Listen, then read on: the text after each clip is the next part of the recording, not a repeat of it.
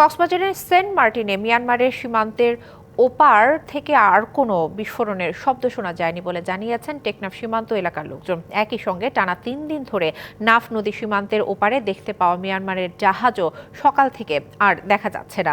Saint Martin ইউনিয়নের ৩ নম্বর ওয়ার্ডের union পরিষদ সদস্য জানান, শুক্রবার সন্ধ্যায় নাফ নদী এবং বঙ্গোপসাগরের নাইক্ষ্যংদিয়া পয়েন্টে জলসীমার মিয়ানমার অংশে জাহাজটি ছিল।